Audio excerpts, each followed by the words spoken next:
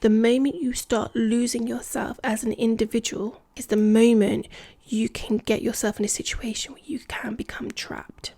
You, come in. You were meant to see this video. How to walk away.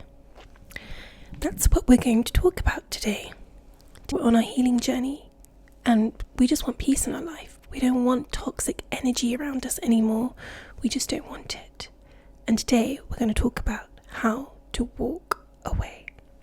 Me included, I will share with you how I learned how to walk away from certain situations, why it took me so long to walk away from certain situations, and that may sound like something that has happened to you. And we're going to talk about it today. So sit back, relax, and let's get into it, okay? If you are about your peace and your healing journey, please like, subscribe. We're a community here. And yeah, let's get into it. Okay, how to walk away. Firstly, I want to talk about what stops us from walking away. And because we need to start, why can't we walk away from these toxic situations, these negativity, this negative vibes around us? I mean, what is it that's stopping you? And so I've been in many situations where I've stayed in situations way too long and I should have walked away sooner. And I think back at those times and I think, why didn't I walk away from those situations? There's a lot of hard truths that I had to, look at myself, and along the healing journey, I figured out why it took me so long. If you don't know my story, I came up from a narcissistic mother. I don't think that needs to be the premise of every single video, but just gives you some context to some of the reasons of why I have struggled with certain things. So why it took me so long to walk away. And I think the main thing that I've realized is fear. Yes, fear. I think when you're in a situation and you're dealt with the cards of staying or walking away, the walking away alternative is very scary when you're so familiar and used to the known. It is so scary jumping into something that you don't know what you're walking into. And I think for a lot of us, it is fear that is stopping us from walking away from situations that we know, I know, that are not good for us and are not aligning us to go to the best path that we need to, and they're just not serving us right. And I think that deep down that you should be walking away from the situation, but sometimes we are crippled with fear. This is one of the things that happened to me in many situations. Why I didn't walk away sooner is because what the hell's going to happen? What's my future going to look like if I do walk away? It's very uncertain and it's very unsettling. And it's unsettling to our familiar feeling of the known, of what we've imprinted in our subconscious mind, of what we're familiar to. It's our habit. And that's why forming a new habit, a new reality is quite difficult. And we're often attracted to just what we're known. And sometimes that's not good when our known and our past is not great, and it's attracted wrong kinds of people, wrong kinds of situations. But we're so used to the familiar that's where we feel comfortable. So it's sometimes difficult to get out of those situations because we're so comfortable with the familiar feeling. So yeah, fear is one of the reasons why it's so difficult for a lot of us to walk away. And I also think emotional attachment is another reason why it is so difficult to walk away from situations. And when you have invested so much time and energy, your feelings, your emotions, you've given everything into a situation. This doesn't need to just be romantic. This could be a close family member. This could be, it could be romantic. It could be even in a work situation where you've invested so much time and effort and work.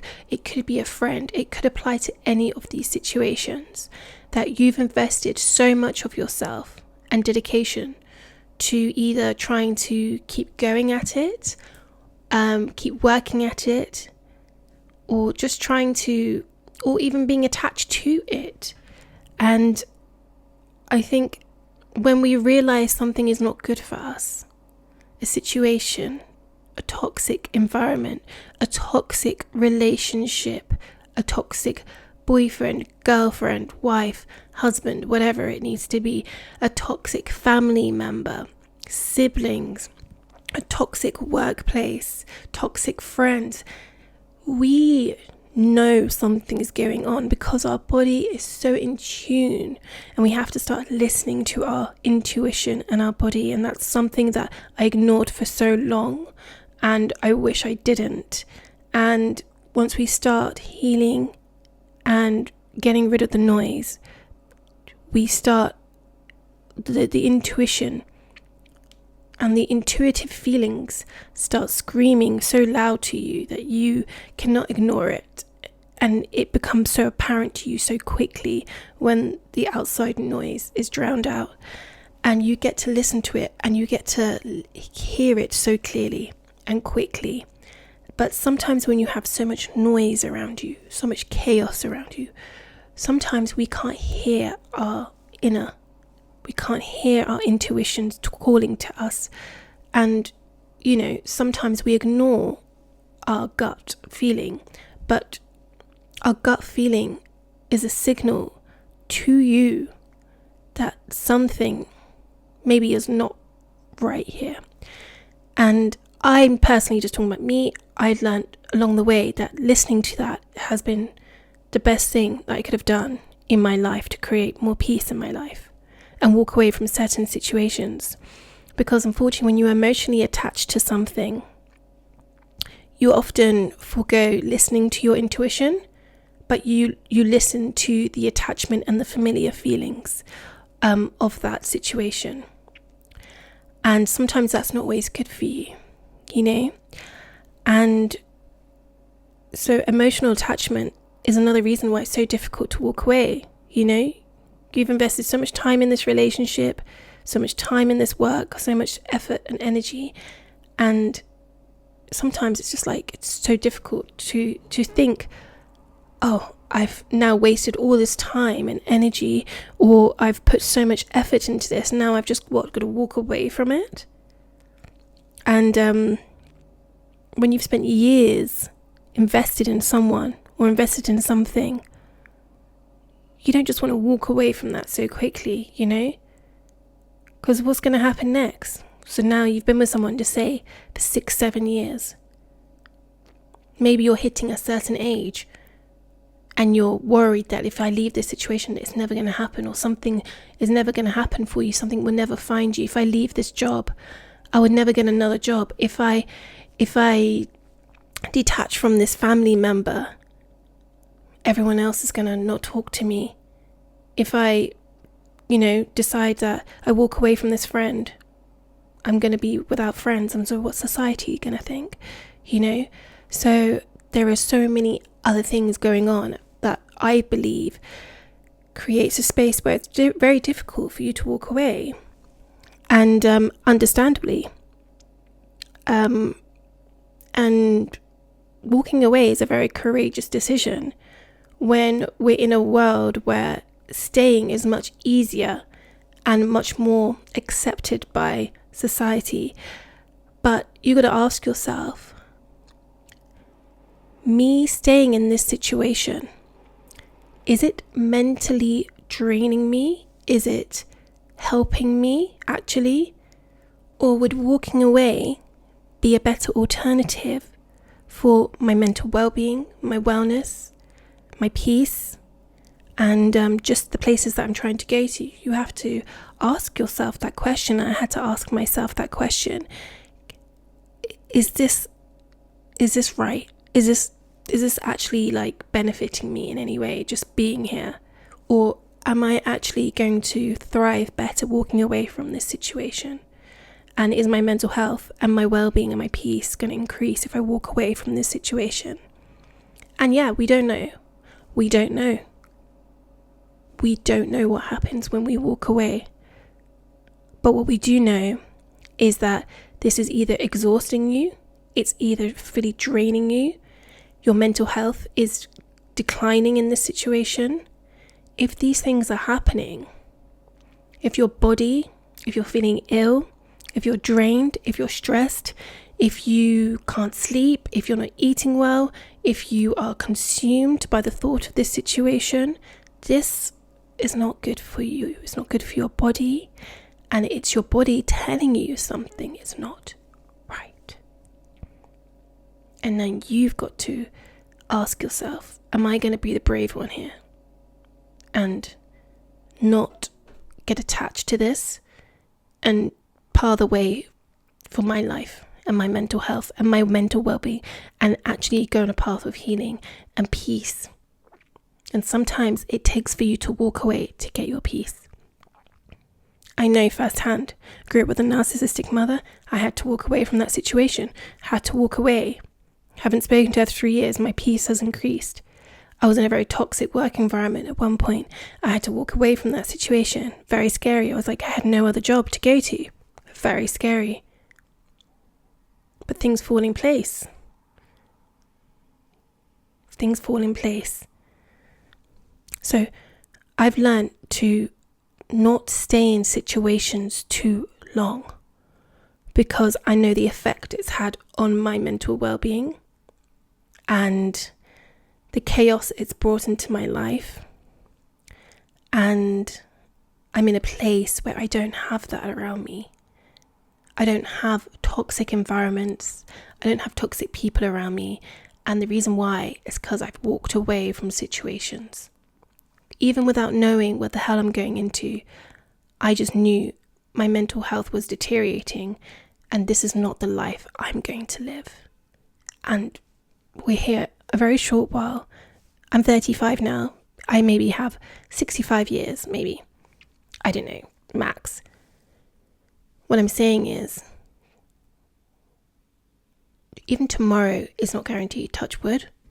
Everything's okay, but we wake up just expecting we're going to have a breath every morning, and that is going to happen. It's not guaranteed. So we have to ask ourselves, like, wow, I've woken up with another breath. And my eyes are open. I'm here. So I have a purpose to be here. There's something greater for me, and I don't need to why am I waking up every morning in this situation? Do you deserve that? No, you do not deserve that. You do not deserve that. And I get it. Sometimes separating from these things, these situations, these people, these loved ones that you formed such an emotional and investment connection to, societal norm and other people that are around that have so many different opinions about what you should be doing, what you shouldn't do. It's difficult because you feel like you're losing a part of yourself. That's also a difficult thing to overcome, and why so many people just stay in situations, toxic situations. But what I've realized is that even growing up and, different situations, not just growing up, but just different situations that I've had, the reason why I've stayed there is not like I'm feeling, we're feeling like we're losing a part of ourselves, but it's not, I don't think it's just that. On reflection, I think we're losing a part of the familiar, of what we're known to. It's our subconscious programming. And it all comes back to that from a young age of like, what was the programming that we were given at such a young age? This could be our self-worth, what we think about ourselves, what do we deserve? If you've grown up just knowing you deserve a very happy, and you've grown up in a very happy household with 2 loving parents and everything's, you have more of a probability that your programming is not as flawed, let me say, as someone that's grown up maybe in a broken home and etc., things like this. And so that programming is very important, because for me, I grew up with a very narcissistic mother, single mother, broken home, in whatever society wants to say. So my programming was I got very low self-worth. That was one of the programmings.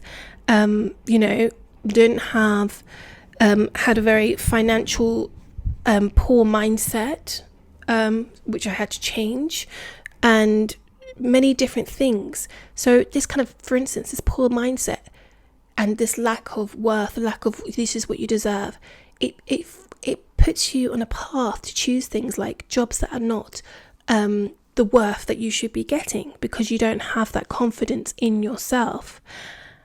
It could be a relationship. You choose one that maybe is familiar to what you've known growing up, which for many of us is, unfortunately, I'd say, many of us haven't grown up with the perfect household, and so we have a programming within us that chooses the familiar, and the familiar is not always best for us. We can choose relationships that are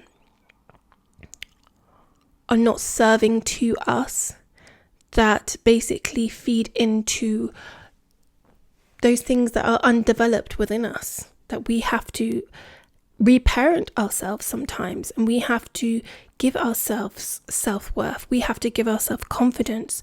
And when you start healing more, going within, listening to yourself and blocking out the noise for a second, you realize, wait a minute, I deserve much more than this.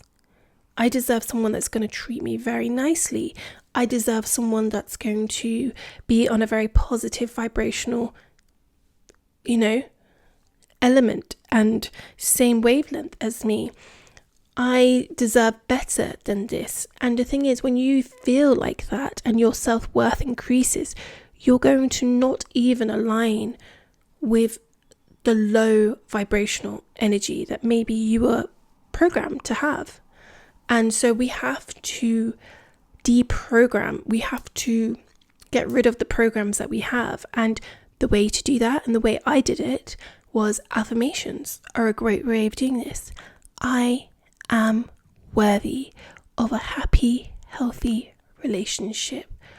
I am in a beautiful relationship that treats me well, is very harmonious with the way that I want to live life. It's joyful, it's peaceful, and I'm so grateful to have such a lovely relationship that allows me to have enjoyment in my life. Just one of the things, I am so grateful that the universe is always on my side. I am so grateful the universe is always on my side and is always with me, and everything that I want and desire is in alignment with my greater good. So these kind of things, gratitude, I know people go on about it, but honestly, I used to do this. I used to listen every single day for hours. I am grateful for this. Honestly, when I didn't have anything, when I was in chaos, when I was just living with my narcissistic mother in a 1-bedroom flat, and I literally was trying to get out, trying to find a job, lost everything. And I was like, how am I going to get out of this? And I had nothing to go to but just affirmations. So that was one thing that I just, honestly, I don't know what it does. I don't know if it's magic. But I know what it does. It's a reprogramming of your subconscious mind. And it's not the conscious mind you need to program. First, it needs to be the subconscious. Because the conscious, we're conscious of it, right? The subconscious is working in the back, Like, you're still not good enough. But you're consciously like, yeah, I'm ready for this. And I'm good enough. I'm going to do this. And then the subconscious is like, wait a minute. You're still not good enough. Don't you remember this is what we've been taught since you were such a young child? No. And it's like it's always there. Whether it's quiet and silent, it's still there. So that's why reprogramming the subconscious is so important, because it will naturally just become your language, whether you realize it or not. And then you go and choose things differently. You choose things differently. You're like, wait a minute. And you may not realize why I'm just making this choice. It just gradually happens as you start healing. And the confidence builds, your self-worth increases. You'll start realizing time by yourself is enjoyable. The noise will drown out. And just lastly, I think also I want to touch upon guilt as well, and dependence. I was in a situation where I was very codependent on someone, and I don't think that was a great situation, because when you're codependent and you don't have your independence, it's very difficult for you to walk away from situations. So it's so important for you to have your independence, not only emotionally, but financially. You need to, even if you're in a love situation or whatever, it's very important that you have that for yourself. So when maybe there comes a time where you want to walk away, you can walk away without having to rely on anyone, and you don't have to feel trapped because you're so reliant on someone else that you can't leave, you can't escape, you can't get out of this situation, because that person has put you such in a rut, in a situation, that you are stuck there. And that is the worst place to be. And sometimes, if you're in a really toxic situation, you don't need to always tell your plans to everyone. Sometimes, I've learned this in life, you have to see yourself as an individual. Even if you're in a family, even if you're in a work situation, even if you're in a friendship group, even if you're in a love relationship, I don't care, even if you're married, okay? You're still an individual.